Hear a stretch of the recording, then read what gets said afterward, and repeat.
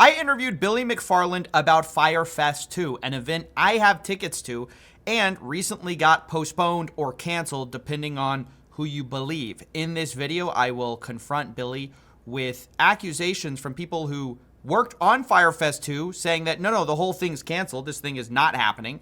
And Billy says that is not true. This is just a postponement, and eventually this will happen. For my part, I was encouraged that the media is reporting, Billy's also reporting, that refunds are being given out to ticket holders. So I got no problem with that. That's great news. I think that if you buy Fyre Fest 2 tickets, I got free tickets, right? So if you buy Fyre Fest tickets and you're not a journalist, documentarian, anthropologist, or someone like that, I think you're making a mistake. I'll just let my personal opinion on that be known.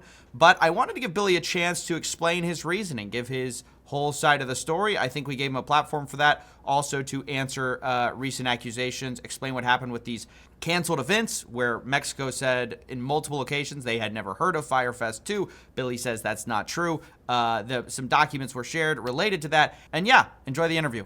Billy McFarland, creator of Fyre Fest 1, Fyre Fest 2.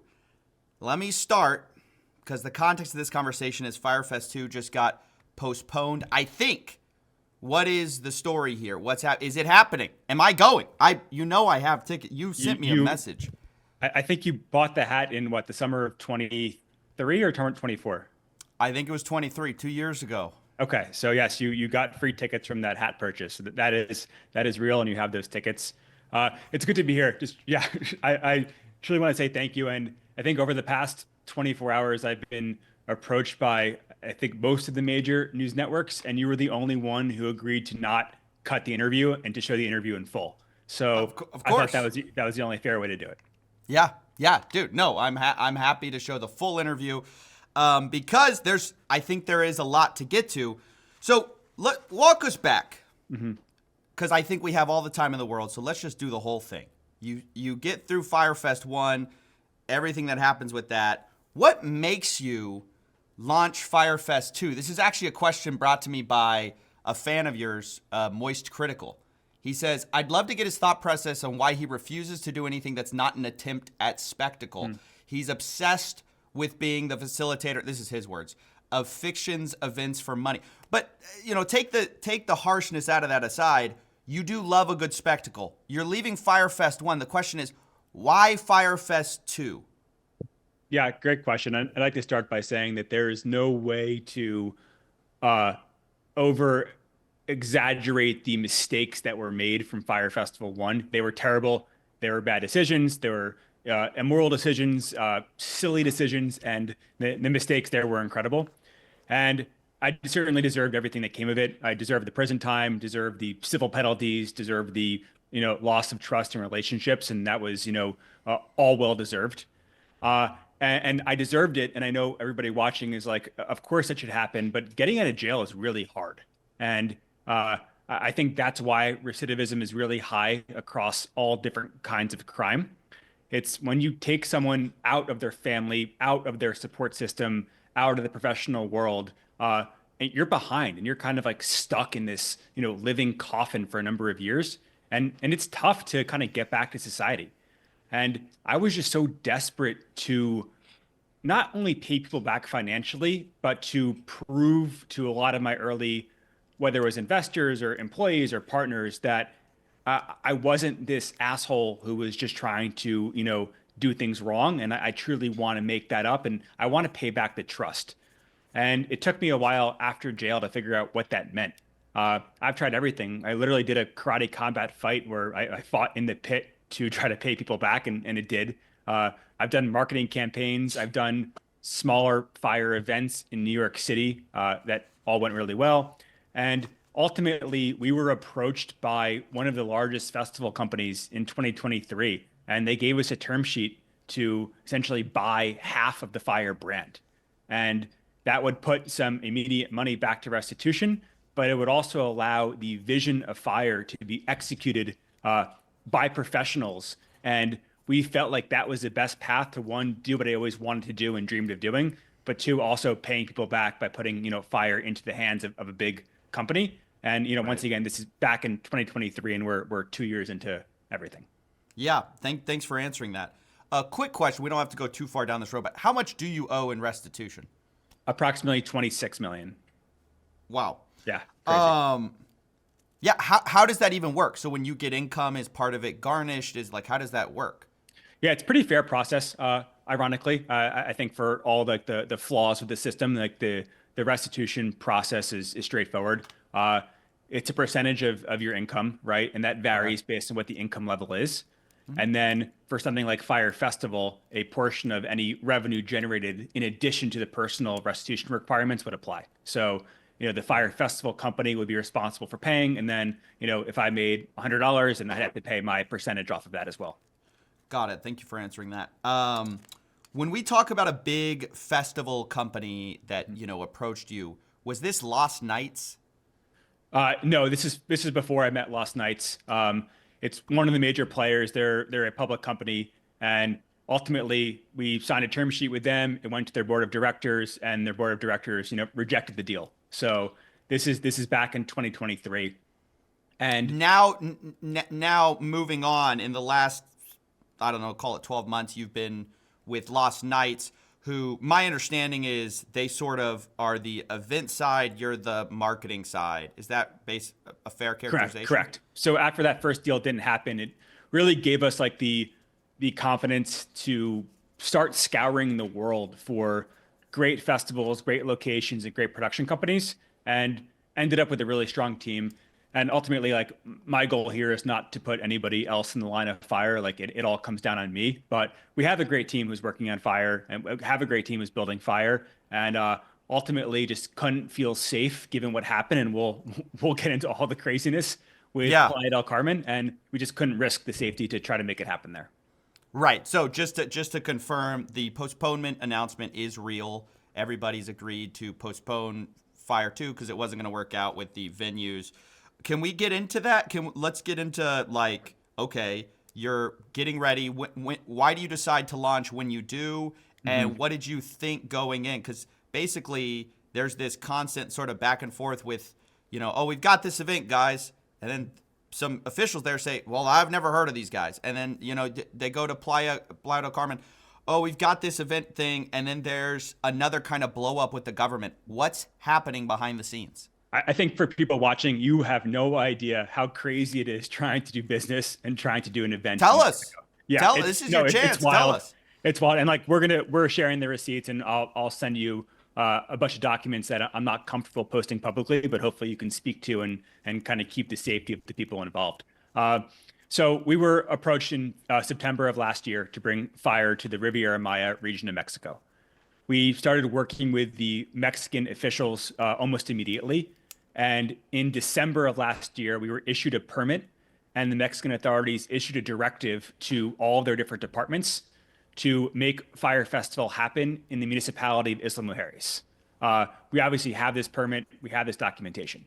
So with that, we partnered with, so go ahead, Just real quick question. How many people are you planning for? 1,800 people. And how many tickets have you sold?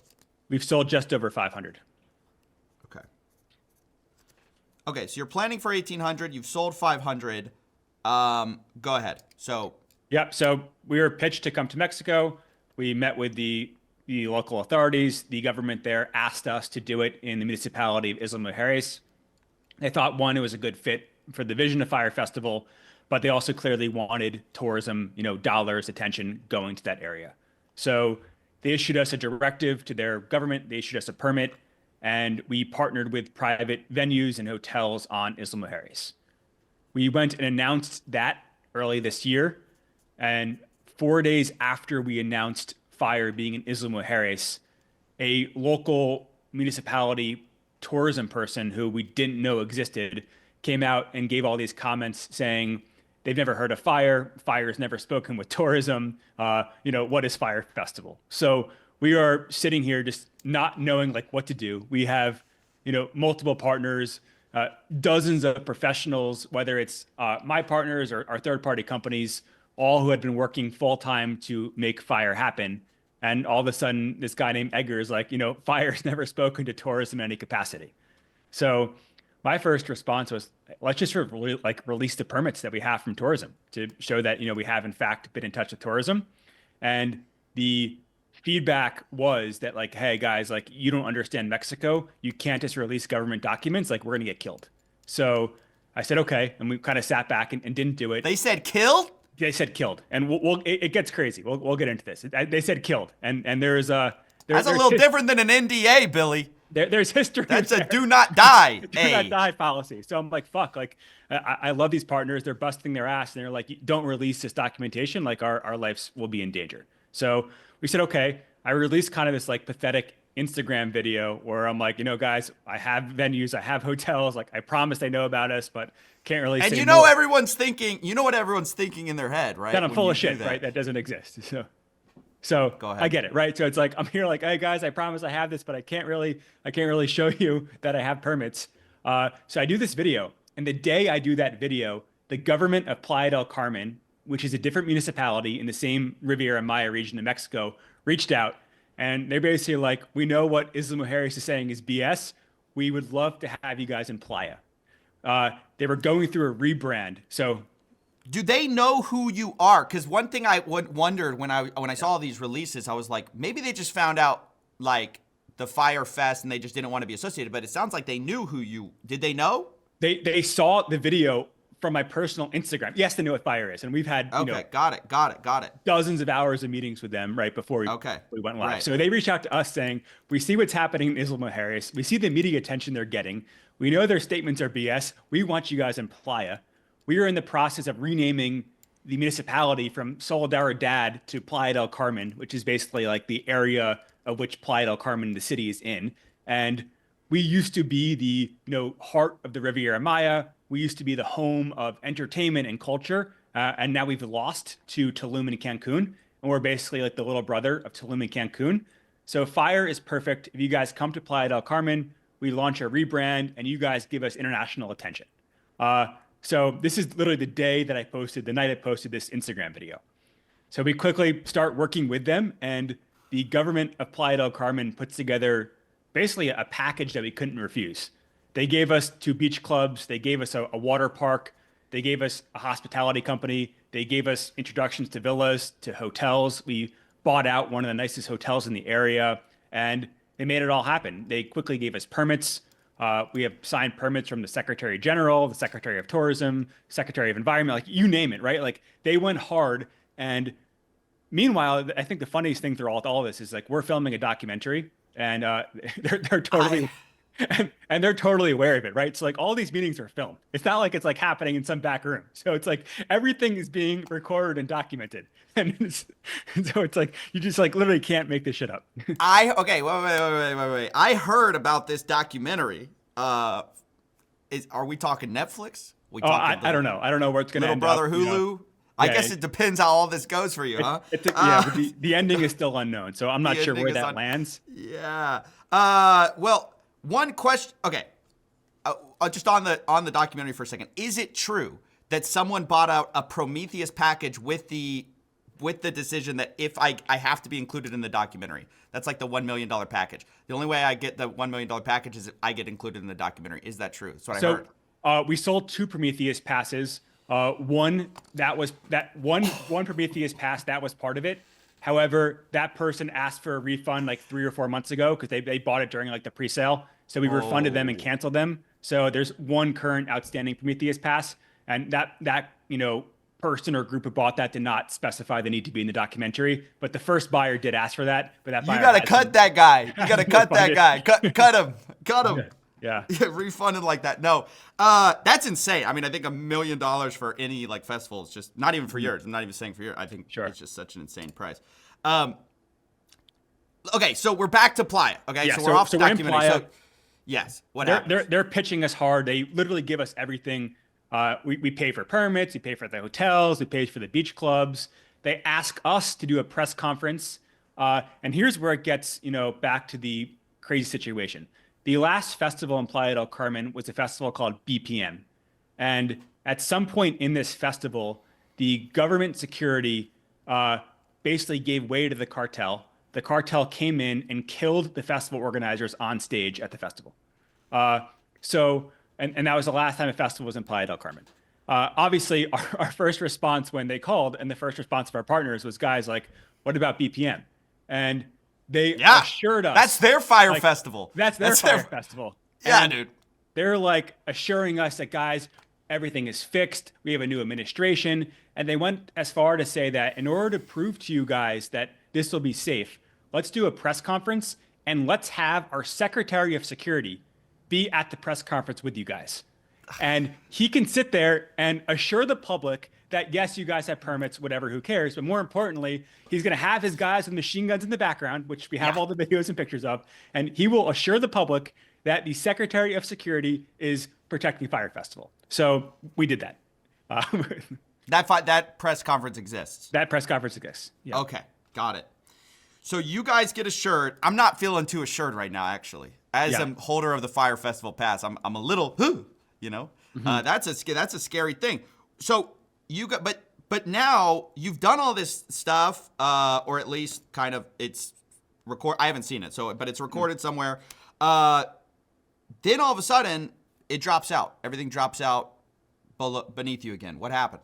So we do the press conference. The day at the press conference as well. The day after the press conference, the mayor, the Secretary of Security, and the official government channel for Playa del Carmen, which is Gobe Playa del Carmen on Instagram, they post without us asking on their Instagram, celebrating that they're bringing Fyre Festival to the region and how it's their job to support local business and tourism. So they post this on a Friday night. Everything is great. On Sunday of that week, I start seeing local newspaper articles where, and this was not picked up by the U.S. press, where the local government of Playa del Carmen was saying they've never heard of Fyre Festival. Meanwhile, we're live on their Instagram page. They just did a press conference with us. We have all these permits. They charge us for these permits. So I do a call with the senior government officials, and they're like, oh no, we would never say such a thing. We're fully supportive. And they send me all these text messages saying, we never said that. We love Fyre. We love you guys. And now this is late Sunday night. Fast forward a few days, we're getting ready to announce our first part of the lineup.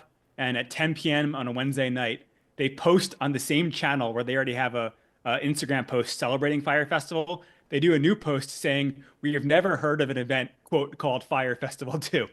Meanwhile, the first post is still live. So 30 minutes later, they go and delete the original post. But wait, why? Okay, here's my question. Whenever you see the unexplainable, usually there's a behind the scenes story. So you have these two government officials inexplicably dropping out. What is explaining that? There was no heads up to us at all. And all that we were, and the communication basically ended when they made their statement on that late Wednesday night. Do you think they worried that maybe y'all didn't have enough together? Or were they worried oh, this could blow back on us? What are they worried about? Because it seems like the reason you would do it is tourism. The reason you wouldn't do it is maybe you think, okay, maybe you'd think, oh, they don't have the lineup or whatever. Because I've seen these interviews where people are asking you, hey, what's the lineup? What's the lineup? And there's kind of some hesitancy there to kind of give specifics. And with the last fire, that is people's worry is okay, you've got a production company this time, but are the right pieces in place to make this a good experience for people like myself and all the journalists who are going to be going, the 500 journalists who are going to this event, right? Yes. So can you maybe explain that?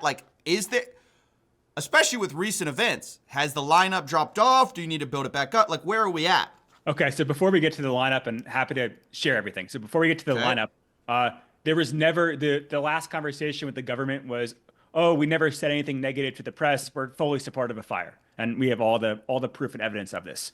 What I was told after the fact and was sent pictures is that the local tabloids were attacking the mayor and basically saying, oh, she's a scammer. She's part of this scam company. We always knew she was a scammer.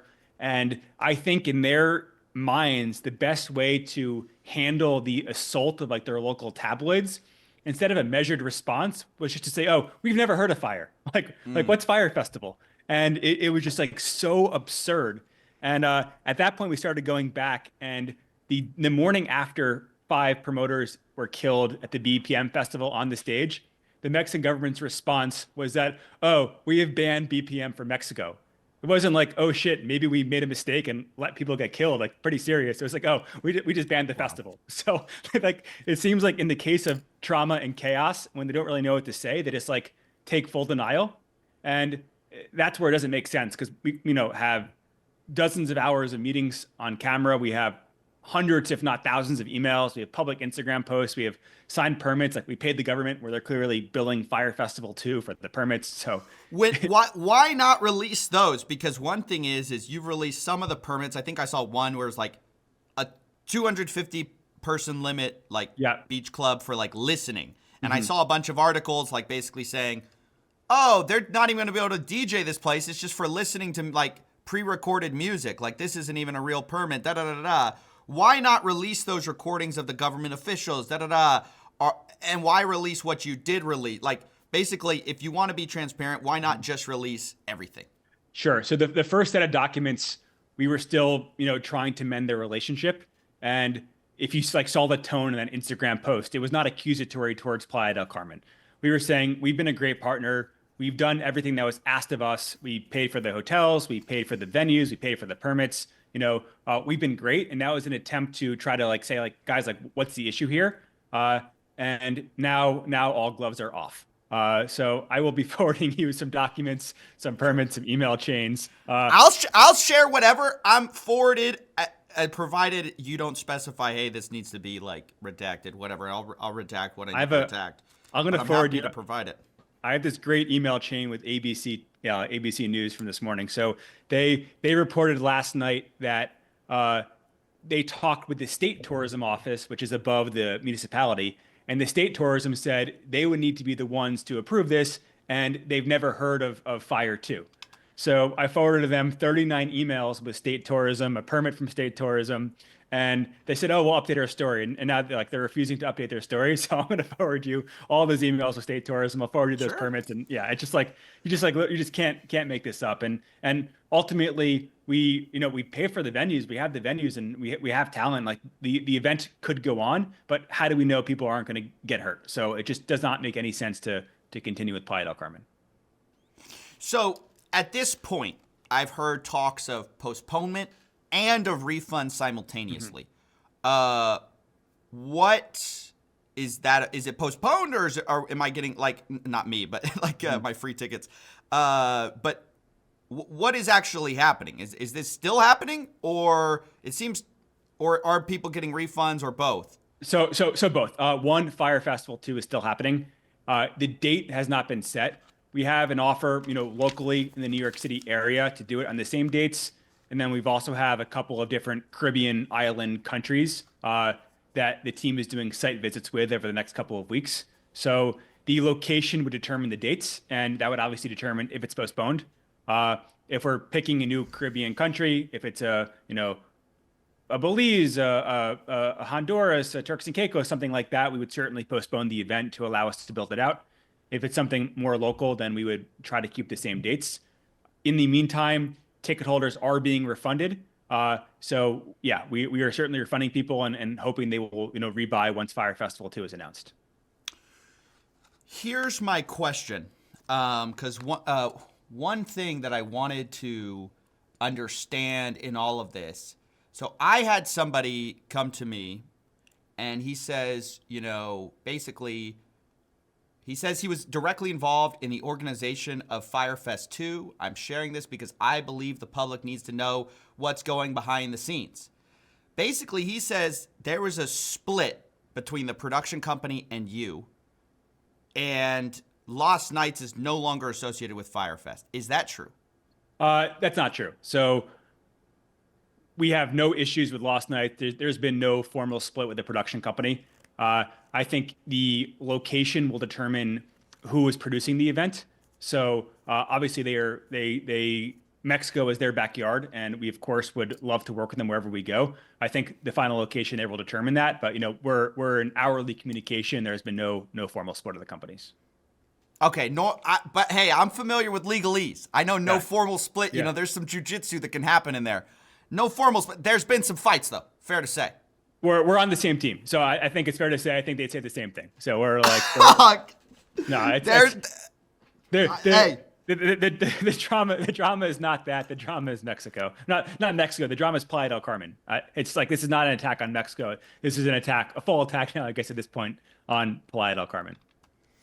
okay, I'm gonna read this guy who's given me every reason to believe he's with Lost Knights. He says Billy's gone rogue. He's posting unapproved stories on the festival's IG. We had a pre-approval process, publicly arguing with the government, pushing merch and teasing updates that aren't real.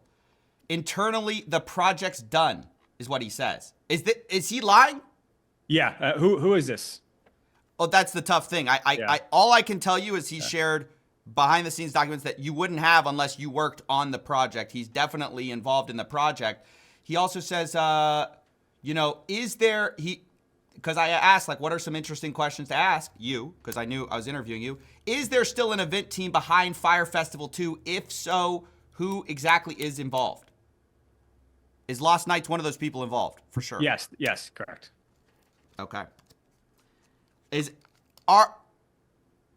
I guess the question is, because I know there was a moment in Fyre Fest 1 where what was real sort of faced some logistical challenges, and then some lies were told to make it keep happening. You know what I'm saying? And I just want to make sure that's not happening here. Mm-hmm. Things have been crashing, sort of more or less crashing, and I understand that some of it may be outside of your control. But remaining honest about who still is involved, how viable this thing still is, seems like the key question of this whole process. So I'm here to hear you out on all the stuff. Like, this happened, this is unfair, this happened with Playa del Carmen. It was kind of like, ridiculous. But I want a realistic view, no lies, about where are we now with Fyre Festival 2? An unvarnished look at that. Can you answer that? Yes, this is the biggest difference and lesson learned from last time is that I don't know, and we're in no rush. We were not going to announce a new location. We're not going to announce new dates until everything is sorted and everything is ready to go. So we're properly vetting all options. And the truth today is I don't know what's going to happen with Fyre 2. I don't know if it's going to be this summer. I don't know if it's going to be next winter. I'm not sure where it's going to be, but we will look into and continue to vet and do due diligence on every single possible option for us. And tickets won't be sold until these questions are ready to be answered. So I'm not in a rush to try to salvage this for next week or next month. We're going to take our time and pick the best option for everybody.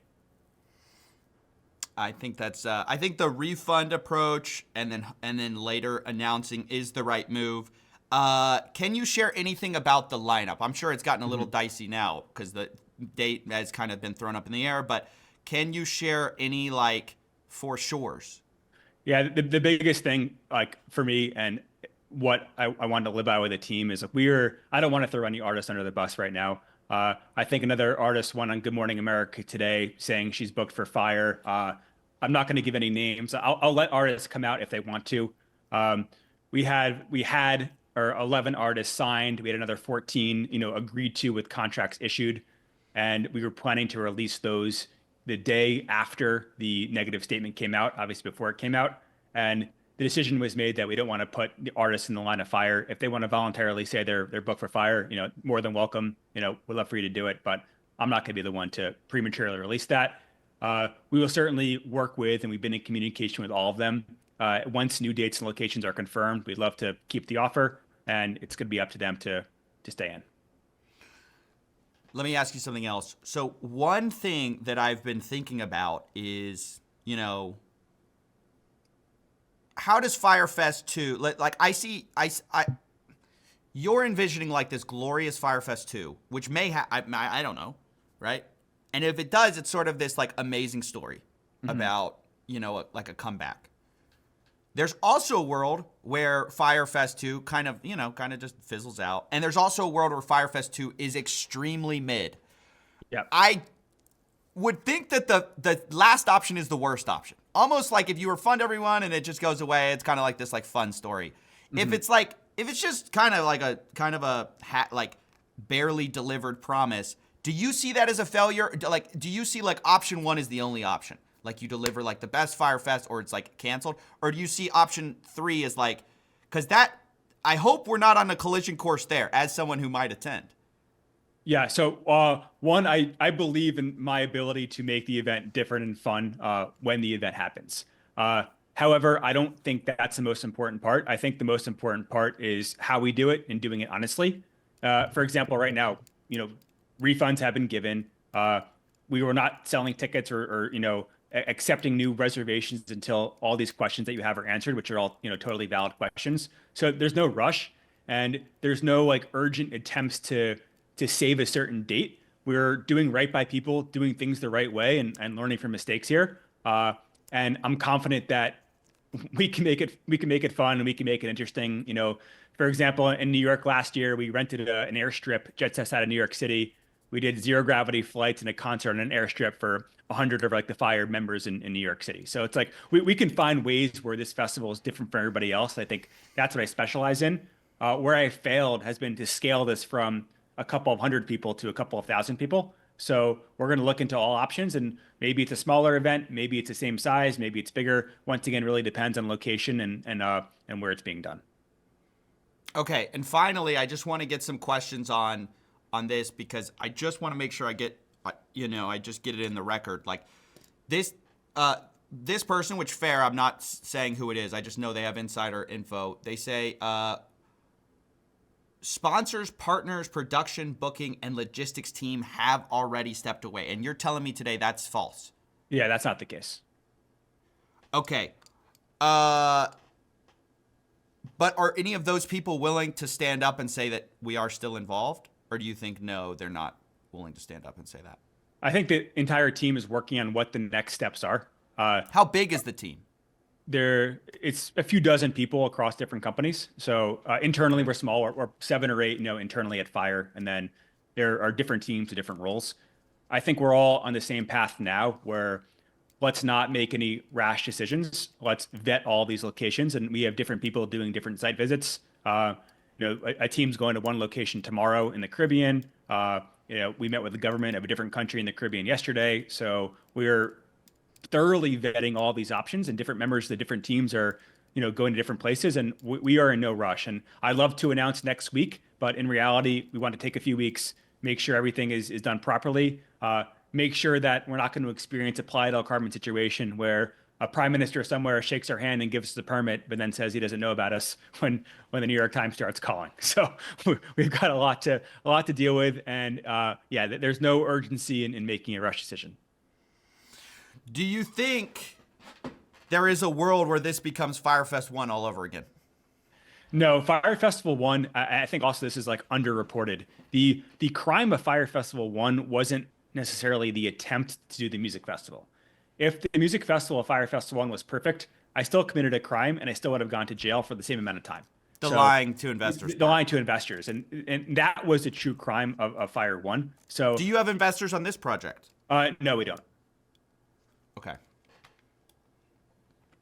No investors. How are people paying for this? I mean, is it the merch? Is it the how are you living? What are you living? What is the team living on if there aren't investors? So we're doing a documentary, which we're getting paid from. I do marketing work. I do speeches, appearances. So there's income. It's not great, but it's enough to scrape by and survive. Are you implying you're not taking income currently from the Fyre project? I do earn from Fyre, but it's merchandise, it's sponsorships, it's documentary deals. We've licensed the Fyre brand to other businesses that are building non-festival projects that I can't speak on, but all these kind of owning the IP of Fyre is essentially one of the core businesses. Gotcha. How does it feel? I just want to say lastly, I've never seen so much media about a project that I looked today, I was like, who's talking about this?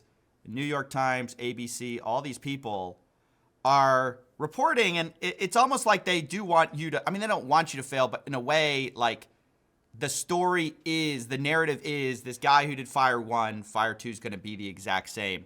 Do you feel like I don't know how to express this, do you feel like people are trying to write that story for you already? Of course. And I think I deserve a lot of it. But what is the worst part are the people in the entire team of Fyre 2, whether it's internally with me or externally, none of them were a part of Fire One, right? These are like honest, good people. How do you find these? Yeah. Who are giving, but they're giving me a chance, but they're giving Restitution a chance. They're giving the Dream a chance, right? And it sucks to wake up every day and have literally the world news hoping these people fail. And they're trying to feed their families. They're trying to make their mark in some small way in the world. All right. So that's the hardest thing for me. And I just don't know how many years of like work it's going to take to have a level playing field. And I get it. I deserve it. Like, I'm not trying to avoid responsibility for that, but it is kind of wild. I feel like, yeah, I think it's because you took the same name, though. I think that's a lot of it. I think if you had done like some like random new thing, I think people would be less, but you jump back in. Lastly, what's after this? I mean, do you have any, like, do you want to do something else? Like, assuming this all, whatever happens. I think what I'm one of the biggest lessons here is that we clearly, I clearly need help with events, right? And I need maybe give up of it. Don't do events. Go to maybe give up on that. But I think the one thing that we do have is the brand awareness. Obviously, a lot negative is super high, right? So I do like the IP business of Fyre, and whether that's a fashion line, a consumer product, there is a wild experience being built by somebody else that I have like no role in using the Fyre name. So I think like the IP brand of Fyre is interesting, and maybe it's small trips, maybe it's like marketing a small hotel where we do a 20-person experiential weekend.